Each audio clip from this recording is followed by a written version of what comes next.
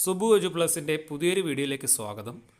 ഇന്ന് നമ്മൾ പഠിക്കാൻ പോകുന്നത് എങ്ങനെ നമുക്ക് ഹെഡറും ഫൂട്ടറും ആഡ് ചെയ്യാം എന്നുള്ളതാണ്. ഒരു ഡോക്യുമെൻറ്റിന് ഹെഡറും ഉണ്ടാവും ഫൂട്ടറും ഉണ്ടാവും.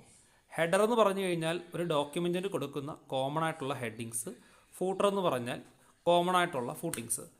ഹെഡർ ആഡ് ചെയ്യാനായിട്ട് ഇൻസേർട്ട് ടാബിലാണ് പോവേണ്ടത്. ഇൻസേർട്ട് ടാബിൽ ക്ലിക്ക് ചെയ്യുക.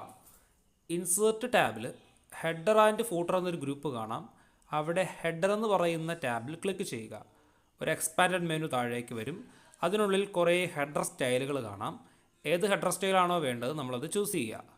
ഞാനിപ്പോൾ ഇതിനുള്ളിൽ ബാൻഡഡ് എന്ന് പറയുന്ന സ്റ്റൈൽ കൊടുക്കുന്നു. അവിടെ ക്ലിക്ക് ചെയ്യുക.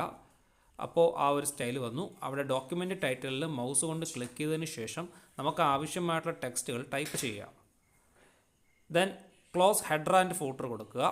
ഇപ്പോൾ ഹെഡർ വന്നിട്ടുണ്ട്. ഇനി നമുക്ക് ഫൂട്ടർ ആഡ് ചെയ്യണം. അതിന് വീണ്ടും ഇൻസേർട്ടിൽ പോവുക. ഫൂട്ടർ എന്ന് പറയുന്ന ടാബിൽ ക്ലിക്ക് ചെയ്യുക. ഏത് ഫൂട്ടിംഗ് സ്റ്റൈലാണോ വേണ്ടത് അത് ചൂസ് ചെയ്യുക. ഞാനൊരു പർട്ടിക്കുലർ സ്റ്റൈൽ എടുത്തു. അവിടെ ആവശ്യമായിട്ടുള്ള ടെക്സ്റ്റുകൾ ടൈപ്പ് ചെയ്ത് ചേർക്കുക.